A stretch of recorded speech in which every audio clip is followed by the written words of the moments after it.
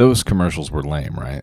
If you like My Funeral Home Stories and want to listen commercial-free, go to myfuneralhomestories.com and get Collection 1. That's seasons 1 through 3 plus an exclusive 45-minute journal entry for $8. Please consider going commercial-free. This is the best way to support My Funeral Home Stories, and it's also the best way to listen. It feels like the audiobook I want you to hear without a bunch of stupid commercials. I hate that you have to fast forward through commercials to listen to My Funeral Home Stories, but it's a necessary evil.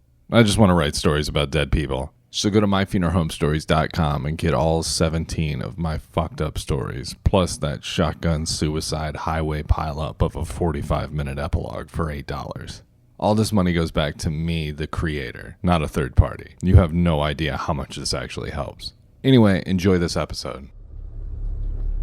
The following account is real. Names have been changed to protect the living and the innocent. This journal contains language and content that may not be suitable for all listeners. It's Labor Day weekend. I'm 13, and on Tuesday during 8th period, I have to give a presentation about the most interesting thing I did this summer. Aside from getting to second base with my girlfriend during the Phantom Menace, nothing really happened. Until this weekend. It's amazing how something so brutal can happen on such a beautiful day. A foreign exchange student has his face crushed and is stabbed so many times he's unrecognizable. He's dumped with his pants off, bleeding all over the pavement in a gutter near one of my favorite burger places. Do you think that's interesting enough for a presentation to my 8th grade English class? I thought so. My name is Grant, and these are my funeral home stories. Chapter 7, 77 Times. It's 8:45 Saturday morning, Labor Day weekend. I'm 13 years old, an 8th grader at Regis Catholic Middle School, and I'm sitting in the basement of my family's funeral home tearing apart perforated prayer cards for the water service at St. Paul's at 10 a.m. Mr. Waters has already been moved to the hearse, and I can hear the rest of the staff hustling upstairs, moving flower arrangements from our chapel, where Mr. Waters' visitation was, to the garage, to be loaded in the hearse and taken to St. Paul's with the body by 9 a.m. It's right down the street. We're only slightly rushed this morning. Mr. Waters ran out of prayer cards last night twice, so I was sent to the basement to print more. This is partially because I'm much faster printing prayer cards than any of the other employees, and partially because it keeps the possibilities of a 13-year-old fucking everything up to a minimum. Prayer cards are a lot easier to fix than a $5,000 smashed urn with a bag of human cremains inside. Trust me, I know. Prayer card preparation isn't difficult, but you might be surprised how easy it is to screw up hitting print and folding easy rip perforated paper. Just ask Ned, our oldest and laziest director. He's the only one of the employees that isn't allowed near the printer after the unfortunate but hilarious Fuchs incident earlier this summer. It was an easy mistake to make. Any of us could have done it.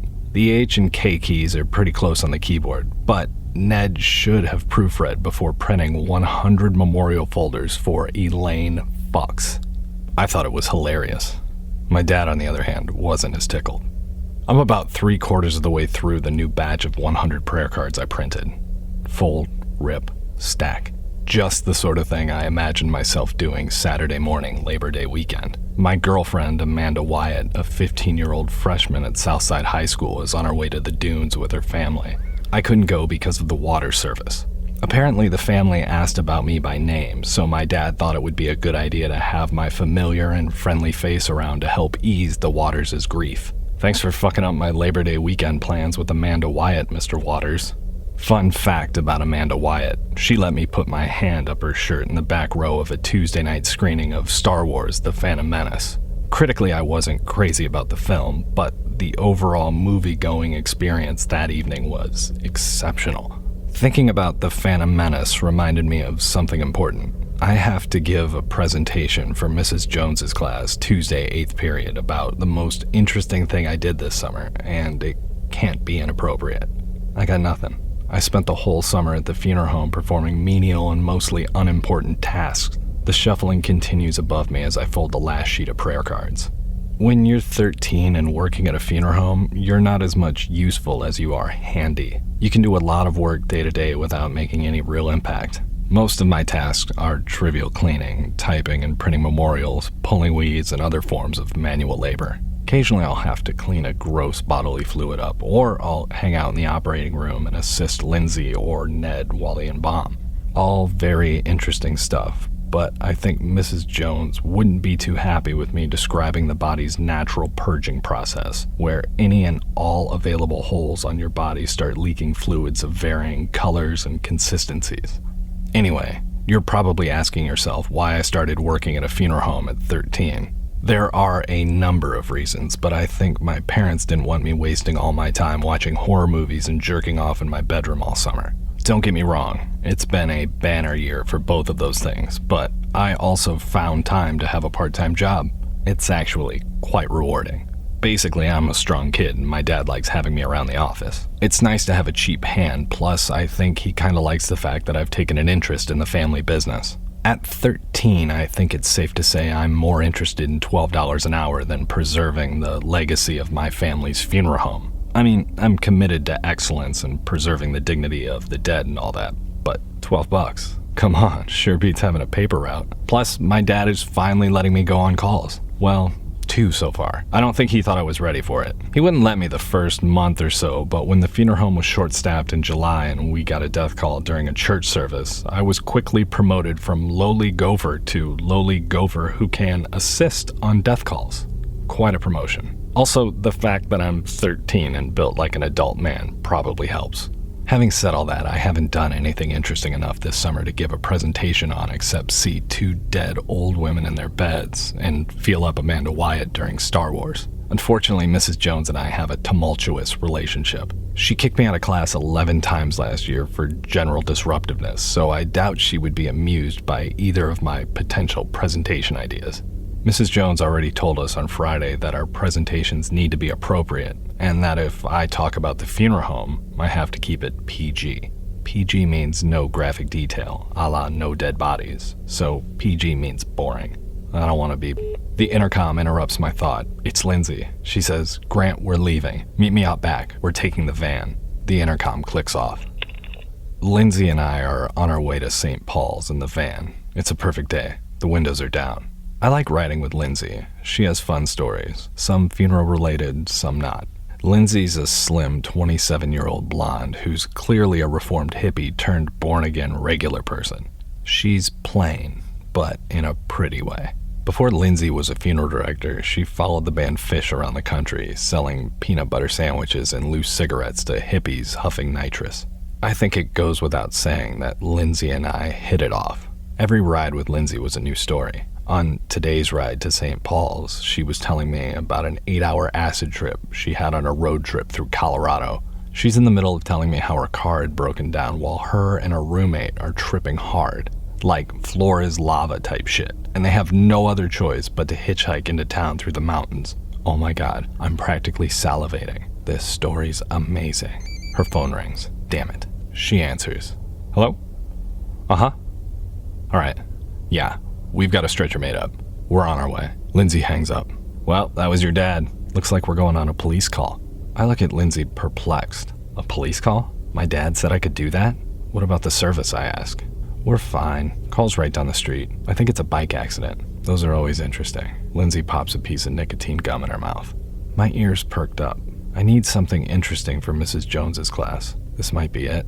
I could probably tell a story about a guy getting hit by a car on a bicycle without Mrs. Jones stopping me for being inappropriate. Yeah, perfect. Just interesting enough, but not too gory for an 8th grade class. A wave of relief washes over me when I imagine myself giving the most riveting speech in class, until Lindsay starts telling me about the first bike accident she worked. "Cut the fucker's head clean off," she laughed. Okay, so clearly if I'm going to present anything like this, I have to be a little bit more delicate than Lindsay's being right now. I really can't start the year off with an F and a trip to the principal's office. We turn the corner and now we're on Lake Street heading towards 3rd. All I can see is a sea of police and fire truck lights. There must have been 7 cop cars and 2 fire trucks. Well, 1.5. They have the fire marshal's F-350 out alongside one of the big engines today. They're blocking off the crime scene with their vehicles, Lindsay says under her breath. If it's a bike accident, why do they need a fire truck blocking looky-loos trying to sneak a peek? Seems like it would be a little more cost-effective for the city to bring a sheet to cover the body rather than a $350,000 fire truck. At the moment, Lindsay and I are both trying to figure out what we're in for. The brakes on the van squeak as we slow to a stop about 10 meters from the barricade of cars. In this neighborhood, it's probably a kid on a bike. He might be your age, Grant, Lindsay says, putting the car in park and making sure to make direct eye contact with me. Just try not to freak out and tell me if it's too much, okay? All right, I say, knowing full well Lindsay could sense how nervous I was. I think she's being sweet right now, or she's like legit worried this is gonna fuck my brain up. Probably a kid. I hadn't even thought of that. What if it's somebody I know? My heart starts to speed up as I think about all of my neighborhood friends with bicycles, heads exploding through windshields simultaneously. Then I imagine my own head and body being crushed by a pickup truck after being mowed over on my burnt orange Trek BMX bike. What sound does a human head make when it's crushed by a truck tire?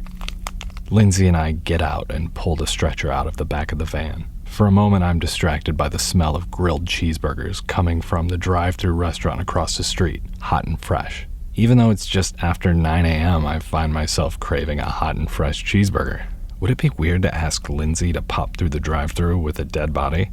That seems like it would be professionally frowned upon. I better not ask. Plus, I remember seeing hot and fresh on our school's lunch menu this week. We only have delivery. It's weird and expensive, but I think I can wait a couple days for a burger. Lindsay and I walk toward two friendly police officers leaning against one of the barrier cars with its lights on. It's an older Crown Vic. Fresh paint job, though. Must have been wrecked and recycled. We were interrupting what sounded like the officers discussing Labor Day weekend plans. I can't be sure, though. I just heard words like hot dog and lake and made an assumption. "You two with the funeral home?" one of the officers asked. Lindsay says, "Yeah." The officer points to me and says, "Jesus Christ, what is he, 15? Lindsay smiles and responds, 13. He's the owner's son. He's getting broke into the business." "Well, he's in for a doozy," the officer chuckles. "What am I in for? A doozy? You know what? My dad sent me here. He knows what it is. He wouldn't send me if he didn't think I could handle it. And as nervous as I am, a part of me is overflowing with excitement. I pulled weeds and cleaned light fixtures all summer hoping something like this would happen. It might be a little tacky to say out loud, but I'm ready to see something I can't see on TV. Lindsay says to the officers, "We're not really sure what's going on here. We just got a call to come out." I smile and nod at Lindsay with confidence, letting her know that I'm not going to let her down, however awful this bike accident is. The officer starts describing the crime scene. "Well, we've got a 22-year-old dead foreign exchange student."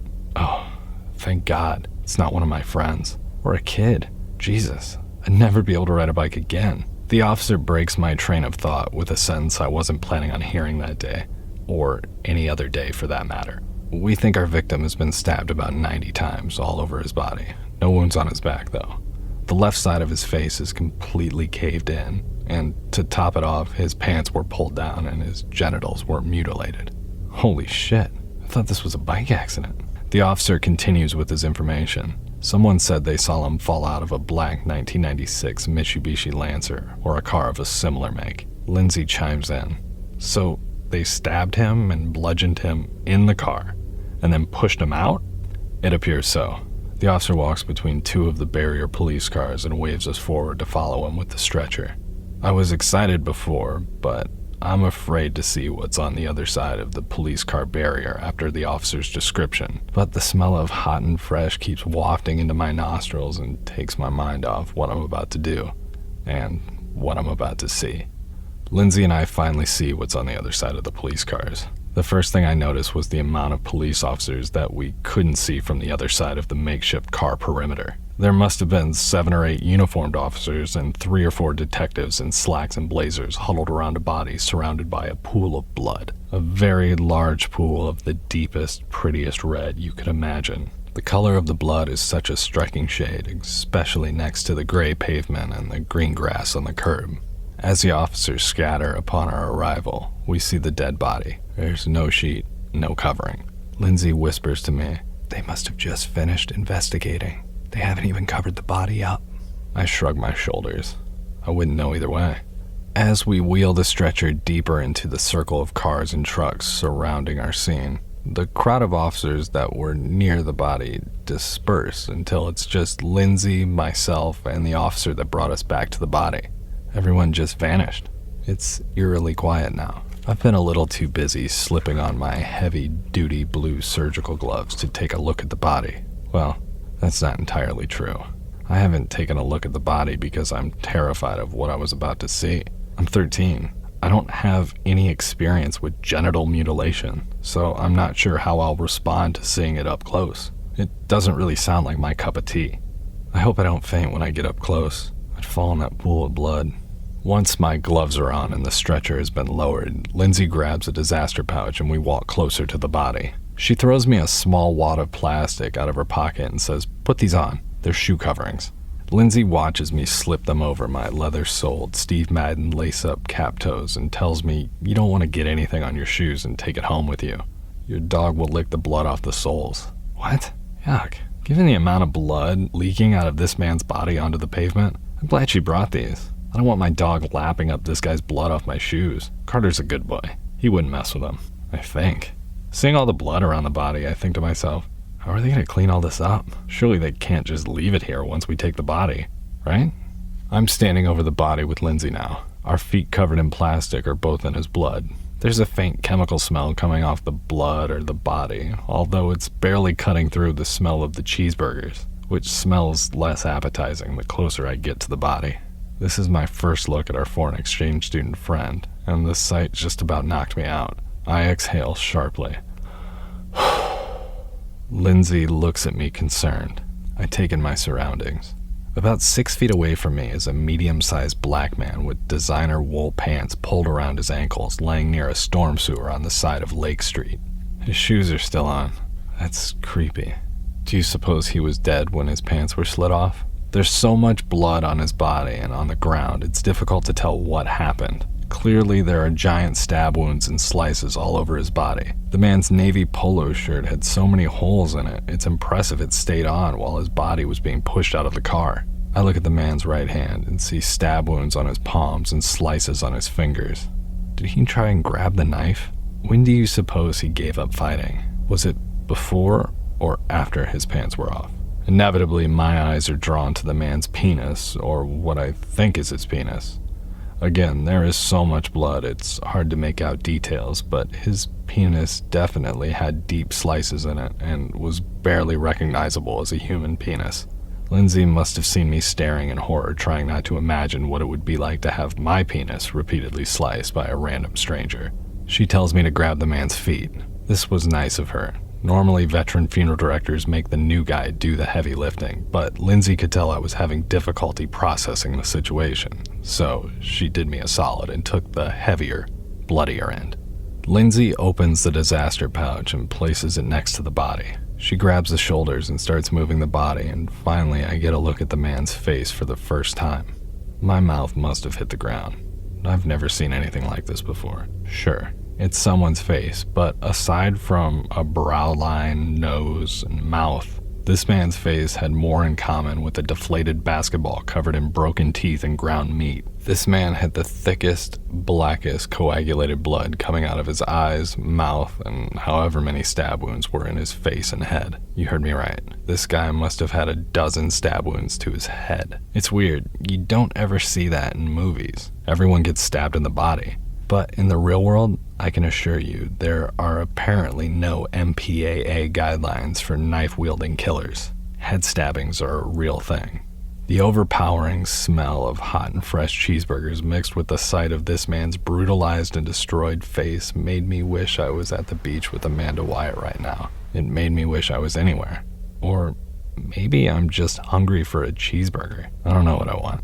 Lindsay says, "All right, let's move him." I grab the man's ankles. His lower legs and feet are in perfect, non-stabbed condition. This guy could be a shorts model if he wanted to. Well, if he wasn't dead. It's kind of weird that his lower legs weren't touched at all, right? The person who did this was pretty thorough, so I'm surprised he didn't shoot for full body coverage.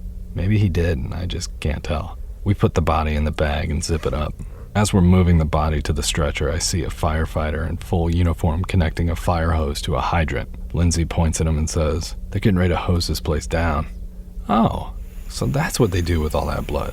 We load our body into the back of the van, get in and buckle ourselves up for our trip back to the funeral home. Wow, it's only 9:30, Lindsay says. She points across the street and says, "Hot and fresh smells pretty good. You want to take our buddy to get a burger?" She laughs. Secretly, I'm disappointed that she wasn't serious. I could really go for a burger. We found out later that weekend that our foreign exchange student was actually stabbed 77 times. The entire left side of his face was crushed by a weapon or instrument of some sort, and to top it off, the tip of his penis was cut off and his scrotum was crudely ripped open by a serrated blade. And it was all done by a complete stranger. As far as I know, they never found the person who did it. They're probably still driving around in that 96 Lancer. It's Labor Day night. I'm getting ready for bed. I'm brushing my teeth and thinking about my presentation tomorrow. I can't talk about this murder. I want to, but it's not really PG. I'd get an F for sure. Or Mrs. Jones may actually snap and stab me 78 times for telling my classmates about my weird encounter with a dead foreign exchange student right by the Hot and Fresh this weekend. I don't know what to do. It's Tuesday morning. I was awake 6 minutes before my mom came in and woke me up. The anxiety of being completely unsure of what I was going to present to my class in 8th period had me tightly wound from the jump, so when my mom came in and opened my blinds, I was a little less than pleasant. My stomach was in knots the entire ride to school. What could I talk about? Movies I saw or music I listened to over the summer? That fun trip I took to the amusement park? How about genital mutilation? Just kidding, that wouldn't go over. Mrs. Jones already hates me because of my awfulness last year, so I need to think fast, otherwise I'm going to be completely fucked for the next 180 days until high school. Since I can't tell the story from this weekend, maybe I'll just talk about what it's like working at the funeral home. Yeah, like day to day. That's interesting, right? No, it's boring. I walked into the cafeteria just after 6th period feeling completely sick walking up to the lunch line. I was usually pretty excited for lunch because, like I mentioned before, we always get carryout. Since we're a small Catholic middle school, there isn't really enough funding for anything, not to mention whatever money it would take to properly staff and maintain a cafeteria kitchen. So essentially, we get fast food every day. As I get closer to the front of the line where the parent volunteer is handing out lunch, I get a waft of whatever it is they're passing out. It's a familiar, delicious smell. I feel my saliva glands activate and tingle, and then the foreign exchange student's crushed eye socket pops into my head for a moment. I breathe. A classmate standing in front of me turns as we're both inching our way forward in line and asks, "What are you giving your presentation on?" Before I can even open my mouth, she says, "My family and I went to the Biltmore Mansion over the summer. You know, the place where they filmed Richie Rich?" Sliding forward, barely listening, I think to myself, I'm fucked. I don't know, I sternly say to my classmate, abruptly ending her blabbering. Stupid fucking Richie Rich Mansion. I get to the front of the line and the parent volunteer of one of the 3rd grade students smiles and puts 2 double cheeseburgers in my hand. I smile and say thank you. I look down at my hands and see the Hot and Fresh logo. Immediately I see the wool pants pulled down around the foreign exchange student's ankles, his crushed face, his oozing stab wounds and mutilated penis. Suddenly I have a moment of clarity, inhaling the fumes off the cheeseburgers which loom so heavy on the crime scene this weekend. I know exactly what presentation I'm going to give today. 2 hours later, I'm sitting in 8th period. 14 of my classmates have given their presentations, 6 to go. There's nothing actually interesting being presented, of course. This girl, Annie, gave her speech about her summer with her horses. Peter talked about getting his braces off. And Debbie talked about her trip to Japan, and then like 10 people talked about what a life-changing movie Star Wars The Phantom Menace was. I noticed each time the movie got mentioned, the fucking nerds in the class got more and more excited. I suppose I should mention that I saw the movie to curry favor with my classmates if the speech isn't going well. I wrote the words Star Wars on my left hand to remember, just in case. 6 to go, and I know I'm up next. I'm sweating. Mrs. Jones reluctantly calls my name as she's rolling her eyes. Her contempt for me is already so high. I hadn't even done anything this year, and she was already prepared for me to phone in my presentation. Mrs. Jones has no faith that I've matured or grown over the summer. But have I? Really? She tells me in front of the class that I have 3 minutes and I better not waste everyone's time. And if I did, I would be sent to the principal's office with an F. I roll my eyes to the chalkboard before I turn around and face the class at the antique wooden podium bearing the Regis School crest on the front. I place my hands on the podium and take 2 deep breaths and think about the deep slices in the exchange student's penis. I make eye contact with Mrs. Jones, smile, and say, "I'm ready to begin." For the next 2 minutes, I dazzled the class and Mrs. Jones talking about what I had learned from my summer at the funeral home. No one else in class had a job or a presentation that was even remotely this interesting. Now, the last minute of my presentation is where things went a little sideways. I could tell some of my classmates were losing interest in the daily operations of a funeral home, so with about 45 seconds left, I told my class the most interesting thing I did this summer.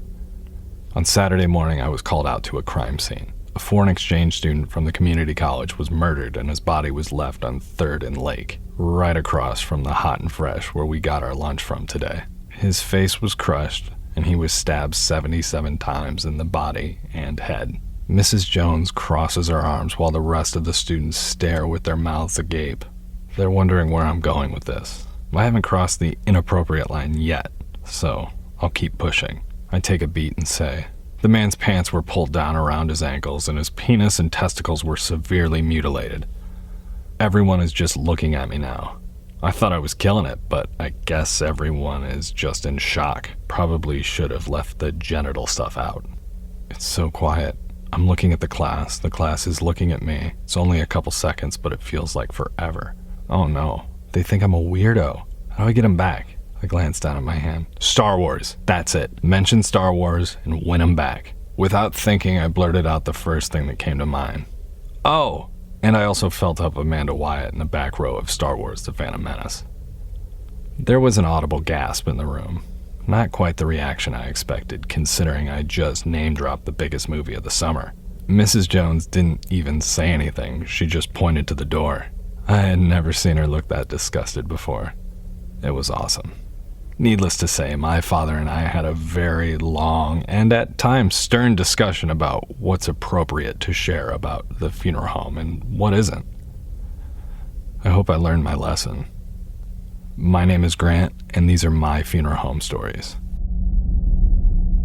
Thank you for listening to My Funeral Home Stories. If you enjoyed today's podcast, please rate and review wherever you listen. It actually helps out a lot more than you think. Be sure to follow me on social media at Pomo and Kitsch, and also check out my album, Pomo and Kitsch, Fetch. Also available on the iHeartRadio app, Spotify, or wherever you listen to music. Thanks for listening.